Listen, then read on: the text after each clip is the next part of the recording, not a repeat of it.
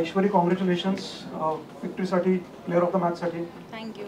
आजची इनिंग खूप स्पेशल होती. येस. कारण पहिल्याच बॉलवर दुसऱ्या ईश्वरीची विकेट गेली होती. त्याच्यानंतर तू आणि तेजलनी इनिंग बिल्ड केली, एक मोठी पार्टनरशिप केली दोघींनी, आणि ते स्मृतीच्या टीमच्या अगेन्स्ट, रत्नागिरीच्या अगेन्स्ट. तर काय प्लॅन काय केला होता? ॲक्च्युली इनिंग्स खूप स्पेशल होती कारण की स्मृती दिदीची टीम अगेन्स्ट माझी इनिंग आलेली, तर माझ्यासाठी मी खूप हॅपी फील करते आणि नॉट आऊट होती. तर इनिंग्सबद्दल बोलायचं झालं तर समोरच्या यांनी ईश्वरी अवसरेची विकेट खूप लवकर पडली, तर मला हेच होतं की मी लास्टपर्यंत घेऊन जाईल मॅचला आणि मी जेवढं होत असेल माझ्याकडनं तेवढं मी जास्त टोटल स्कोअरबोर्डवर लावायचा प्रयत्न करेल. आणि तुम्ही जसं विचारलं, तेजल दीदीसोबत माझी पार्टनरशिप खूप चांगली झाली.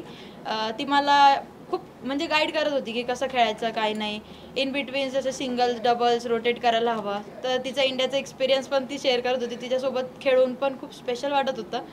So nice. 4 मॅचमध्ये आता 3 जिंकला आहे. कितपत कॉन्फिडन्स आहे फायनलपर्यंत पोहोचण्याचा आता? आम्ही तर फायनल खेळणारच आहे आणि जिंकणार पण आहे. तर कॉन्फिडन्स आणि टीमचा माहोल पण खूप आउटस्टँडिंग आहे. जसं की सपोर्ट स्टाफ पण खूप आम्हाला मोटिवेट करत असतात आणि सगळे खूप फ्रेंडली आहे. ज्याचं ज्याचं काय ड्रॉबॅक्स किंवा एरियाज ऑफ इम्प्रूव्हमेंट आहे, तर खूप छान वातावरण आहे आणि आम्ही जिंकणारच. WMPL मध्ये हायेस्ट स्कोर सेट केला आहे 75, त्याबद्दल काय सांगणार? हे तर मला आत्ताच कळालं जेव्हा त्यांनी अनाऊन्स केलं की माझा हाय स्कोर झालेला आहे. तरी माझी फर्स्ट 50 पण होती WMPLमध्ये, तर हॅप्पी आहे आणि हायस्ट रन केलेलं आहे. हे तर असं माझं एम नव्हतं, पण टीमला जिंकवायचं आणि मोठे टोटल करायचं, तर हॅपीच आहे ही इनिंगबद्दल. हायस्ट स्कोर सोबत हायस्ट पार्टनरशिप सुद्धा होती ही.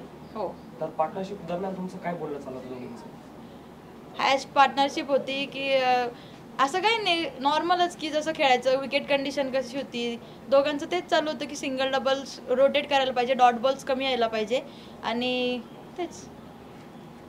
पण आता याच्यानंतर पुढच्या मॅचेसकडे कसं बघताय मध्ये?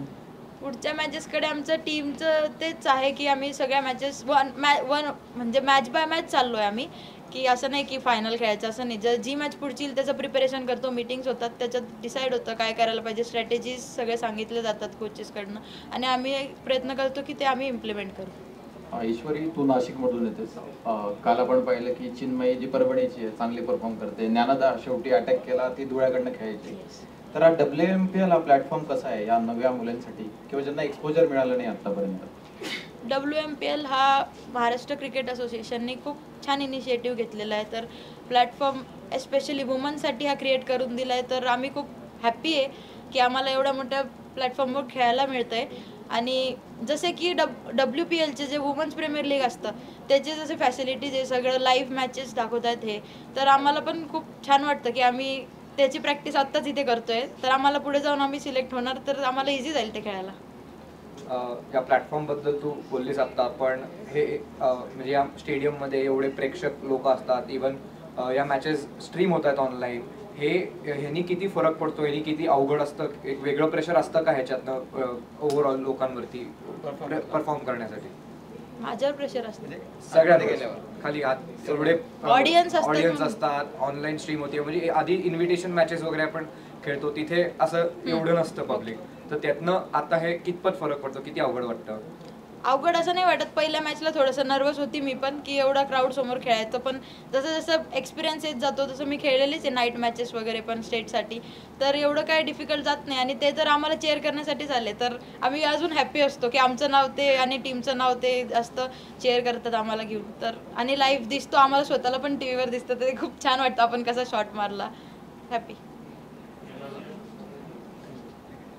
Congratulations Ishwari once again and all the best for the next tournament. Thank you sir.